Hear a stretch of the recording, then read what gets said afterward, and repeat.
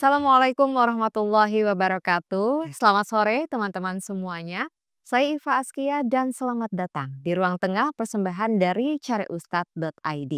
Sebuah platform yang menghadirkan ustadz maupun ustazah yang ramah dan kompeten di berbagai bidang dan juga kegiatan keagamaan. Dimulai dari belajar Islam dari anak-anak hingga dewasa, khutbah Jumat, bimbingan mu'alaf sampai dengan kajian di kantor. Sejalan dengan semangat wasatiyah yang berada di tengah, cariustad.id senantiasa mengajak kita semua untuk selalu berpikir kritis terhadap berbagai macam isu maupun topik bahasan. Dan di ruang tengah ini, kita mengajak teman-teman semuanya untuk bisa membahas suatu topik bahasan bukan hanya bersama dengan ustadz maupun ustazah dari sudut pandang keagamaan saja, tapi juga bersama dengan para pakar yang ahli di bidangnya masing-masing. Nah, hari ini teman-teman, kita akan membahas suatu topik bahasan yang banyak sekali dan sering kali ditanyakan oleh teman-teman dalam fitur Tanya Ustadz di platform cariustad.id, yaitu urusan pengelolaan keuangan hanya urusan istri aja di rumah tangga. Urusan istri aja atau bukan ya kira-kira Ustazah? Untuk menjawab ini, kita sudah kedatangan ustazah yang sangat luar biasa, seorang dosen ilmu Al-Quran dan tafsir di Perguruan Tinggi Ilmu Al-Quran atau Universitas PTIQ Jakarta, Ustazah Dr. Nur Rofiah Bil Uzum. Assalamualaikum warahmatullahi wabarakatuh. Salam warahmatullahi wabarakatuh, Mbak Ipa dan pemirsa. Ya, wow, cerah sekali warna baju. Saya suka sekali dan mudah-mudahan ini mencerahkan teman-teman semua yang mungkin sudah butek untuk menantikan azan maghrib begitu ya Ustazah ya. Nah Ustazah bicara soal pengelolaan keuangan dalam rumah tangga ya. Kerap kali kita itu dihadapkan dengan istilah-istilah seperti istri itu adalah menteri keuangan di rumah tangga gitu. Jadi pengelolaan keuangan sepenuhnya ada di istri. Nah, menanggapi hal demikian Ustazah, bagaimana Islam memandang siapa yang sebetulnya memiliki peran yang memiliki kewajiban gitu ya, memiliki peran untuk mengelola urusan keuangan di rumah tangga, apakah istri ataukah suami? Sebetulnya enak juga ya, kalau kita cuma ngatur gitu, duitnya datar, tinggal dikasih ini sini itu privilege banget gitu. Iya.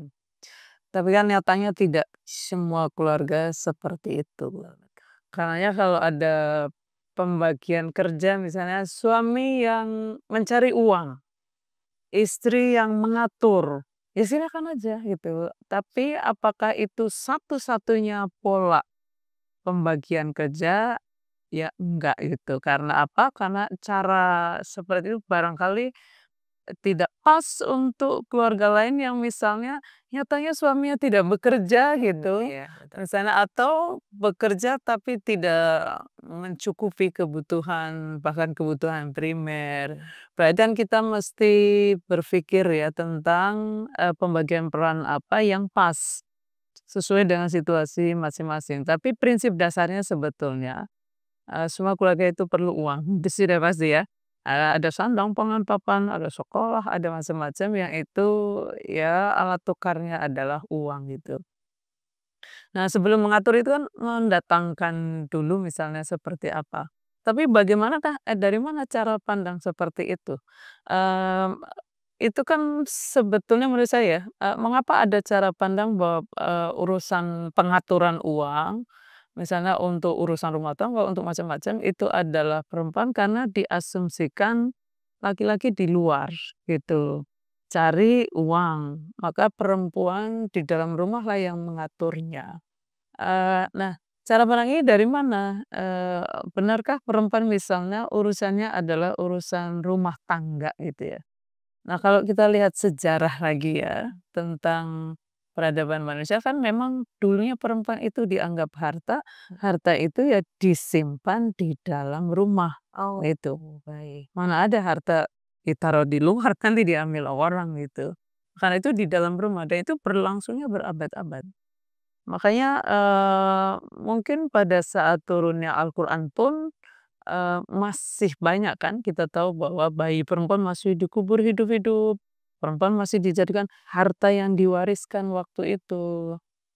Maka ya, misalnya ada hadis barangkali juga ini dijadikan dasar, yang kullukum ra'in itu. Setiap kalian adalah pemimpin dan setiap pemimpin akan dimintai pertanggungjawabannya. Nah, lalu kan, suami adalah pemimpin bagi keluarga, dia akan dimintai pertanggungjawabannya. Istri adalah pemimpin dalam rumah tangga. Nah, barangkali dari situ, maka dia bertanggung jawab atas, apa yang ada dalam rumah tangga itu. Pelayan adalah misalnya, dia bertanggung jawab atas, pengguna jasanya misalnya, dia harus bertanggung jawab. Tapi menurut saya prinsip, prinsip dasarnya orang itu harus bertanggung jawab gitu aja ya. Menikah berarti ada resiko, antara lain adalah membutuhkan nafkah itu. Mmm, Apalagi ya misalnya punya anak ada resiko, banyak anak banyak rezeki, tapi banyak juga tanggung jawab, nah gitu ya. Tidak hanya rezeki tapi tanggung jawab. Nah, prinsip-prinsip dasar, tadi itu ya, orang harus bertanggung jawab itu harus dipegang erat-erat. Nah, soal cara, sekali lagi, soal cara bagaimana tanggung jawab itu kemudian dikelola. Misalnya, suami kebetulan kok ya dia yang rezekinya lancar, lalu istri di rumah. Ya barangkali, model itu pas gitu. Tapi kalau misalnya, suami meninggal, istri, ya dia harus mencari nafkah sekaligus mengatur, kan begitu nantinya.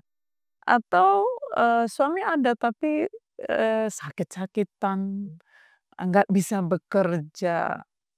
Terus istri kalau hanya mengatur apanya yang jadi semua perkembangan itu sebetulnya mau katakanlah hadis tadi ya, mari kita pahami inti dari hadis itu adalah, tanggung jawab itu harus dilaksanakan, soal bagaimana pembagian peran lalu berimplikasi pada teknis tanggung jawabnya itu kan bisa dimusyawarahkan, bahkan kadang, tidak ada pilihan lain kecuali pilihan-pilihan yang nggak ideal tadi itu ya. Misalnya ibu tunggal itu bayangkan dia jadi ayah, jadi ibu, dan dia mencari nafkah, mengaturnya juga dan sebagainya. Karena itu kalau memang situasinya pembagian peran yang, ideal bagi sebuah keluarga itu adalah, istri yang mengatur keuangan, ya ndak apa-apa juga gitu. Tapi, mesti disadari juga ya bahwa mengatur itu bukan berarti lalu bertanggung jawab atas cukup tidaknya nafkah itu walaupun dia Iya. minim gitu. Kadang-kadang kan, kebutuhan dalam rumah tangga itu ya, itu kayak yang kecil-kecil tapi banyak, tapi ya dia ada terus gitu. Eee, yang barangkali buat yang tidak terjun langsung bisa jadi merasa ngasih duit banyak tapi kok selalu habis gitu. Nah yang begini ini kan nggak bisa yang langsung memarahi istri, minta istri untuk bertanggung jawab atas habisnya uang itu sebelum waktunya. Yang harus dilakukan adalah bertanya, musyawarah, bahkan mengelola bersama misalnya ya. Siapapun yang mencari, katakanlah mendapatkan nafkah itu, lalu mendelegasikan pada pihak lain untuk mengaturnya, kan tidak berarti bahwa ndak mau tahu, pokoknya sekian harus, cukup. Iya. Cukup nggak cukup, pokoknya segitu gitu.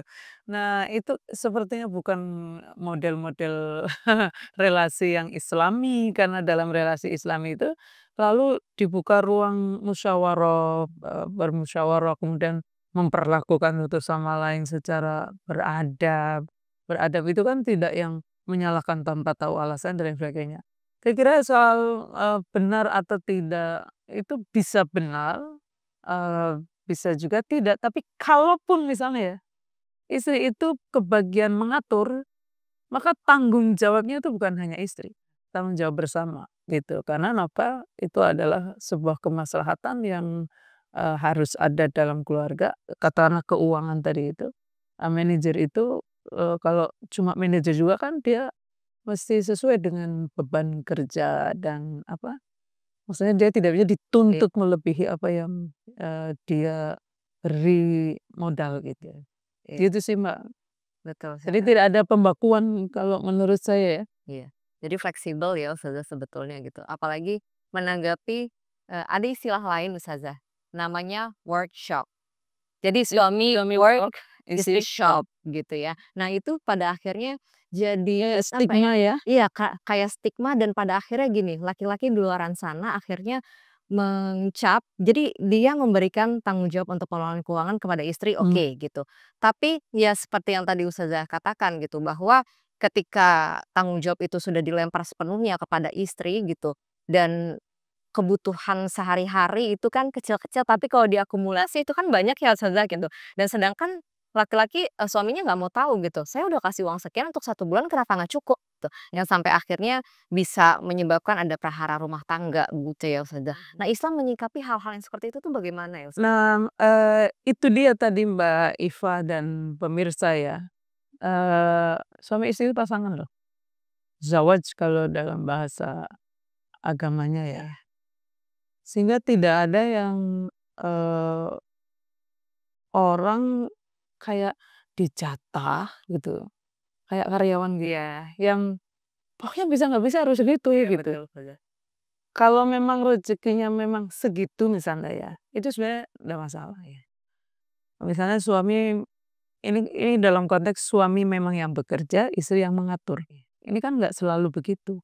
Kalau dalam konteks begini pun misalnya ya, itu, suami tidak bisa yang menjatah seperti kepada pekerja yang bukan pasangannya Iya. gitu. Jadi gaji segini harus Iya, cukup 1 bulan gitu ya, nggak mau tahu gitu. iya ndak mau tahu. Mungkin yang kalau ideal ya, kita bicara ideal, itu kan masing-masing jujur dengan pendapatannya.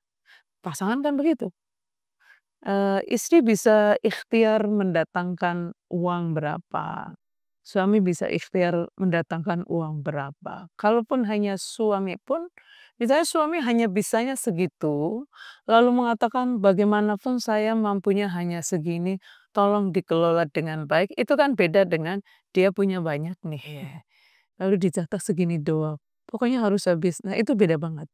Jadi kadang-kadang memang kita harus melihat, benar-benar ya situasi dari sebuah keluarga. Bahkan situasi keluarga itu yang sama nih, itu aja dinamis gitu. Sehingga pengelolaan keluarga itu kadang-kadang yang, sekali lagi ya, soal cara itu dinamis sekali, bisa musyawarah, tapi apapun caranya ya, misalnya, ATM bersama kek, ada istri punya ATM sendiri, suami punya ATM sendiri, tapi masing-masing tahu PIN masing-masing. Atau mungkin suami biasanya kalau lagi punya usaha, itu dipisahkan mana keuangan, Usahanya. usahanya dan mana keuangan keluarga supaya tidak, mempengaruhi stabilitas, Iya. keluarga itu kan sangat dinamis sekali gitu. Sehingga orang memang dituntut untuk mencari cara yang pas agar keuangan keluarga itu stabil. Ya tadi Mbak Iva, mengungkapkan ya anak-anak sekarang itu bahkan bisa yang ada semacam rapat keuangan keluarga ya, rapat bulanan keluarga yang memprediksi misalnya kebutuhan kita adalah gini. Itu menarik sekali dan itu sesuatu yang bagus menurut saya karena sebetulnya, pasangan itu ya begitu Seperti gitu. itu. Iya, pasangan ya begitu itu.